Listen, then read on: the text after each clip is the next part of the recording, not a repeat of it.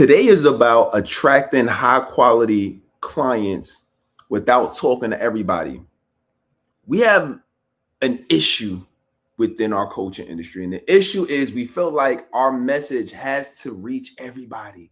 We have to touch everybody. If it's not for everybody, somehow we're going to be losing money. Somehow we're not going to get clients. Somehow our sales are going to be low. Somehow we're not going to be able to go full time in the business. How has that been working out for you so far? Right? Let's be real. So, and this is me talking from 10 years of experience, over 588 coaching clients, and I don't know how many videos I put out. I've been making videos on at least on YouTube. It's been at least since like 2015. And that's really when I got into business. So I would say at a minimum, I'll give it that. That's when I got into my own business and actually saying, okay, I'm gonna start taking it serious. But I've been doing business since like 2011. So I have perspective on what you need to be putting out in terms of content, and what type of content is going to attract the right type of person. And it's not you talking to everybody. I'm telling you right now. But there's a specific way you got to do it, and I want you to think about why it hasn't been working for you, although you've been putting out content for so long. A lot of y'all are not new. This is not like your first time coming out trying business, but you haven't had the success you wanted in it yet. You haven't made the type of money you wanted in it yet. You haven't got the clients you wanted yet. It's just you've been doing it for years trying to figure it out. And I think that's an untapped part of our industry, where there's so many coaches that they're not necessarily just starting. They've been doing it for years and nobody's really talking to you. Nobody's been connected with you. You know what I'm saying? It's just like, you got some people like, oh, I've been in business 5-10 years, but maybe they already at 6 and 7 figures, right? Or you get a lot of people who are talking to the beginners and just started, and it's like you kind of somewhere in the middle, but nobody really talks to you. So this is for my people who you've been trying to make it happen for years. You've been trying to get clients, but you can't quite get consistent clients and can't quite make consistent money. And this is the unlock for you, what we're going to be talking about today. All right. So there's couple key things. One, we're going to be focused on, I'm going to go through 3 lies, and these lies is going to be about what's been holding you back. All right. So let's jump right in. So number one, first thing I hear coaches say is that I need more content and I need better content. Yo, Coach T, I gotta, I just feel like I'm not putting out enough content. I had a lady tell me that earlier this week, actually, and she was like, yo, you know what? The reason I'm not getting clients, because I'll ask, I say, listen, what's going on? Why are you not getting clients? I'm not getting it because, I'm not putting out, as much content, and I feel like I just need to put out more. And if I put out more content, I'll be able to, get clients consistently. And I said, well, logically, it seems like it would make sense, right? And when you put out more content, you should get clients. But I said the challenge is this: you got to understand the intent of your content. The intent of your content. What do I mean? When you put out content, you're really putting out content in our space for typically 1 or 2 reasons. You're putting out content to nurture your audience, or you're putting out content to generate leads from your audience. That's really the 2 things. Now, I'm gonna tell you this right now. If you don't have a big audience, I'm talking about minimum tens of thousands, usually hundreds of thousands, or 1 million plus of an audience or followers, don't even expect to use your followers as a source of lead generation for you to make consistent sales within your business. I'm telling you right now, it's not going to happen. Even if you got 100,000, typically you're not going to be generating enough leads from that unless you're doing something that's really unique, really attracting people, is making them DM you every day, is making them comment. Unless you got that type of flow, then you're not going to be able to hit your goals. Even if it's just 1, 2, 3K a month, whatever it is, you're not going to hit it because you don't have that. So when we talk about putting out content, what I'm saying to people who really know, putting out content really is for lead nurturing. When I put out content, I don't even put out content to generate leads, believe it or not. I put out content to nurture my audience.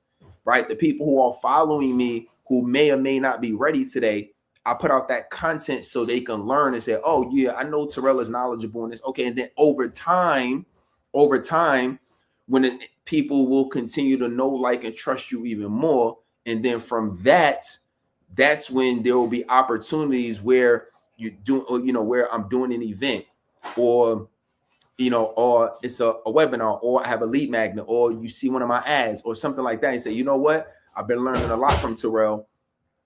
I want to, let me sign up for this and see what it's about. So you got to understand that concept, because if you don't understand that concept, then you're going to be putting out content, but not really know why you're doing it. Now, we understand that you do need to do content, but again, it's not just more content. And by the way, it's not even just better content, right? Because I've heard people say, I just need to put out better content. It's not that good, right? I got to put out, the graphics. I had this happen. I think it was like yesterday. Somebody was like, yeah, I'm not really getting, clients because, my content is just not that good. And she was just asking me a bunch of questions in regards to like, the camera and the lens and like the audio and like, like what to say, in terms of like the stories. And I said, look, here's the thing. I said, you can create better content, but you still won't grow your business if that content is better, but it's not aimed towards the correct audience. This is key. Even if it's better, even if you sound good and you sound prestige and your stories are great and your camera looks good and your audio is amazing, if you're not talking to the correct audience, it really does not matter. It's like, I don't care how juicy the steak look, right? I don't care. You got the A1 sauce. I don't care if it's falling off the bone. If the person that you are offering the steak to is a vegan, it doesn't matter how good it looked. Doesn't matter how good it smelled. They don't eat it. It's not for them. So that's what your content is like. So you have to put out the content that is for your ideal client, regardless of how it is. So write this down. You need more specific messaging that filters and qualifies. You need more specific messaging that filters and qualifies. When you're able to do that, then you'll start to get the types of people that you want to help. You know what I mean? So this is really key. I remember when I started doing some, when I first really got into the ads game, it's probably, I want to say 2019 is really when I was like, all right, let me take ads serious. And I'm like, I'm gonna put my own money up. I'm working cybersecurity, I got my job, but I'm working my business on the side. Just like many of us, you going to work every day and you got your business on the side. So, I put my money towards these ads, and I said, this is gonna crush it, right? I was excited, and I put up an ad, and it said, "Are you broke, busted, and disgusted? Do you not have 2 pennies to rub to your name? Is there too much month at the end of the money?" And I'm like, yo, people gonna be excited about this, and I did get leads, and people started to come in. And as I was getting on the calls, I'm starting hearing people say, man, I'm just broke, busted, and disgusted. I just don't have 2 pennies to rub to my name. It's just too much month at the end of the money. And I'm like, why do all of these phrases sound familiar? It was because literally what I was putting out was literally attracting the type of person that couldn't even afford my service. So I was trying, because I was just trying to help everybody that I felt like, yo, if you need to make money, yo, I got you. Right. And so I was trying to cast this big wide net to an audience that couldn't even afford to work with me, to an audience that wasn't even fit. And I see this happen all of the time. And then you wonder why nobody's taking the actions that you want them to take, because you're attracting everybody. Nobody cares. This is one of those points that it took me a lot of years to understand. It's counterintuitive. You would think that speaking to everybody would get you more people, but actually, when you speak to everybody, nobody feels like it's for them. See what I'm saying? It's counterintuitive, until this is why so many people get it wrong. So that's the very first thing. The message and what you're saying in your content, in your advertising, in your marketing, it has to filter and qualify for the right people. If somebody has to be in a certain industry, talk to the person in that industry. If somebody has to have a certain budget, or if they have to be working, talk to the people that's working. If they're working a 9 to 5, talk about what they got to do in order to achieve that thing once they get off work. You see what I'm saying? Because you're automatically talking to that type of person, right? So that's super key. So that's the very first lie. The second lie I hear people say is, I don't know how to be specific without losing people. And by the way, if you're loving this, give this some light, give this some love. Let me know if y'all feeling this. I don't know how to be specific without losing people. So this is to my coach that says, I don't just want to talk to one person because my product is for everybody. My product can help everyone. By the way, I'm talking to specifically people who are experts, coaches, creators. You have a product or you have a service specifically. It could be a product like a digital product, and you're specifically helping people with transformation. So this is key, right? So you can be specific in your messaging without lowering the demand, because I'm gonna tell you what the real fear is. It's if I'm specific talking to a particular group or audience, then everybody else is, I'm gonna lose a lot of other people. Here's the thing: you want to lose people. That's okay, because the people that are casually listening, they can listen on all day. They can even buy it, by the way. But your goal isn't just to give information. Like if you're not gonna make any money in the coaching industry if all you want to do is just give away information, because what's going to happen is AI is getting more and more sophisticated. There's robots in people's houses. Millions of people are losing jobs. So if you think your position in the market is going to be, oh, I'm just going to give away information, don't expect to be able to do your business full time. Like that's not going to happen. So what do? You focus on crafting your message and speaking to a particular type of person. And guess what? It's not going to decrease your demand. It's going to increase your trust. So your goal is not to try to get everybody. Your goal is to increase the trust of the person that you actually want to help. Because the truth of the matter is this: there's over 8 billion people in the world. It's over 800 million. Literally, I'm in New York. There's literally over 800 million just in New York alone. 8 billion people in the world. And whatever you teach or train on, there's probably millions. I'm pretty sure there's millions of people that need what you have. So you don't need to talk to 8 billion people. Don't talk to 8 billion.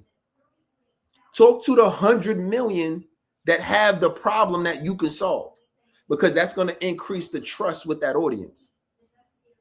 And when I started doing that, I said, oh, so the games, and I understood this when I was losing money in ads, because I spent over $150,000 in ads. And the times that I lost money was the times that I look back at those videos and those ads I put out, and I'm like, yo, you know what? I'm too broad in this. I'm not really solving somebody's pain point. I'm trying to be too cute and focus on everybody. Don't get cute. Focus on who your audience is, because what's going to happen is you will get less people initially. However, the more money you're able to make and the clients you get, you can take that money and you can put it back. So let's say right now you can only spend $10 a day on ads, right? That's about $300 a month, right? Let's say, I'll just make math easy. Let's say you got a product, you got a program that's like $1,000 that you're selling. Okay, cool. So you spent $300 this month, and let's say you only got one client. Okay, cool. So you put $300 in, you got $1,000 back. Now that you got that $1,000 can actually buy you 3 more clients, right? Because you spent $300 to get $1,000. So now if you put the whole $1,000 back, right? Then what that'll do is, instead of you spending $300 in a month on ads, now you could spend $900 because you got the $1,000, right? So don't put $300 again next month. Put 900 in. Now you get 3 clients out, and then you do that cycle every single month. So what that's doing is, initially you got some trickles coming in because you're speaking to a particular demographic or audience. But over time, as you get more clients, you'll have more money to spend on advertising and marketing. And the more you do that, the more you can reach that 100 million that actually has your service. People try to scale and grow too quickly, which is the issue. Don't scale and grow too quick.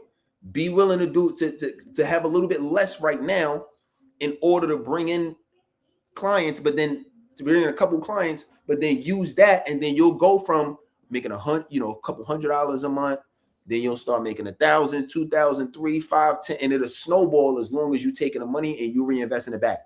Don't do like I did. When the first time I made some money, I went out to the bar and I said, shots for everybody, shots. I was like, Oprah, you want a shot? You want a shot, everybody? And I bought everybody shots at the bar. And I came back the next week. And I remember I had all of these bills doing my business. And I'm like, oh man, I got to pay for these ads. I'm like, I got these softwares I got to pay for. I had these CRM. I had the CRM. I'm like, okay, like, all right. So when I make money, technically it's not really my money. It ain't really my money. It's like, if I'm gonna be a responsible steward of the funds in my business, I got to be able to take that money and I got to be able to put that bread back.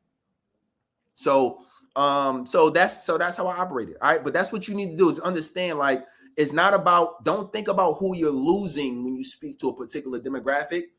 Think about whose trust you're gaining. It's a different perspective. Think about the trust, not what you're losing. The third lie that I hear people say is my audience just isn't ready to buy. Ooh, this is one of my favorite ones. Oh, my audience don't want to buy. They not ready to buy. Now they just tired kickers. They playing. I put up a video today on my IG. So funny. Basically it was like a skit, and what he was talking about is how he was talking about, people are haters, man. Because basically the skit was like somebody bought something off of Facebook marketplace, and he was the dude that was selling it.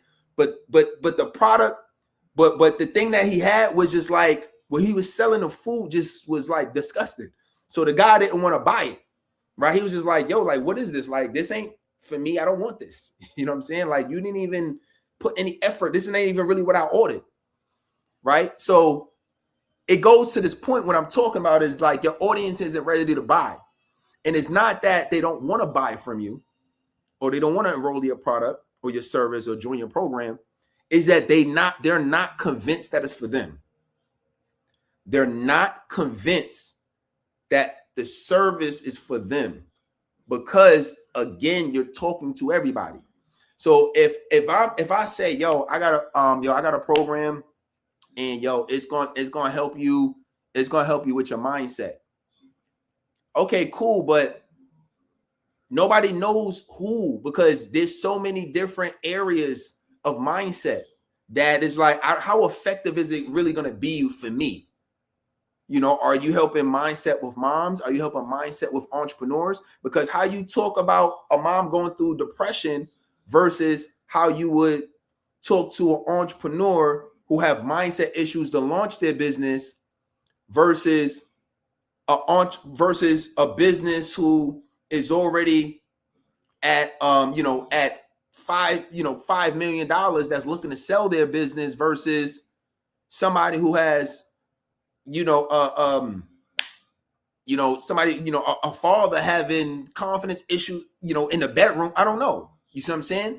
So the thing is, this is like, people they just not convinced that it's for them. It's like, it can't be for me, and it can't be that good. If it's for everybody, it can't be that good. That's like going to a doctor. Think about a specialist, right? If you need to get heart surgery, aren't you going to go to a heart surgeon? Why you don't go to your general doctor? Because they're not a specialist in that area. You want to make sure you get the job done right. So you want to go to people where the job is going to get done right. Right? I used to in the Bronx, there was a Chinese store. And in the Chinese store, they used to sell hamburgers. Never went there to buy a hamburger. And I grew up there, because I grew up a part of my I grew up like some years with my grandmother. And it was a Chinese store right there, but they sold hamburgers. I just never felt compelled to buy hamburgers from a Chinese restaurant. It was just never like a thing, right? And I just didn't feel like it was that good. I'm gonna be real. I'm like, if I'm gonna get hamburgers, I'm gonna go to a place that like this is what they do. Because I feel if I go to a place and this is what they do, I'm gonna buy it. I'm not gonna go to a pizza shop. I'm not gonna go to a Chinese shop to buy pizza. If I'm thinking of eating at a pizza shop, I'm eating pizza, I'm gonna go to a pizza shop. It sounds obvious when I say it like that, and you think about it like, yeah, that just makes sense. But you're doing the complete opposite in your business. You're doing the complete opposite online. You're not making anybody feel like you're a specialist in any area. So if you happen to have a conversation with them at an event, online, on a call, on a Zoom, if you happen to have a conversation with them, they don't really feel compelled. They're like, this is not for me. So you're going to fall in either one or two categories. If you happen to even convince somebody to want to have a conversation with you, you're going to fall in the category of, I don't feel like this is for me, which obviously nobody's going to enroll. So that's going to be against what you want to do with your business. But then the second thing is you're also going to fall in the category of commodity. So they're going to feel like what you're doing is like everybody else. Think about that. If you have something that's general, that means that everybody can use it. That is literally what everybody does. Everybody wants to create something for everybody. So you're literally going to be a commodity.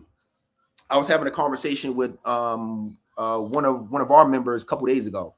So, she came in as a new member and she was doing, so she does like bookkeeping. And so she was like, yeah, I've been trying, it's been tough trying to get bookkeeping clients. And I said, okay, well, what have you been saying? What have you been doing? She's like, I've just been telling people, hey, if you need bookkeeping services, I can help you out. And as I'm listening to her here, and as I'm hearing her say it, I stop her and I said, that's the problem. She said, I'm telling people that I'm doing bookkeeping and I've been doing taxes and stuff. I said, look, the issue is you sound like every other bookkeeper that's online. That's the issue. You sound like every other bookkeeper. So if you sound like every other bookkeeper, they don't really feel like they need you, or they feel like I can go anywhere to get it. Right? Like if I want to buy a Snickers bar, I don't have to go to this particular store to buy a Snickers bar.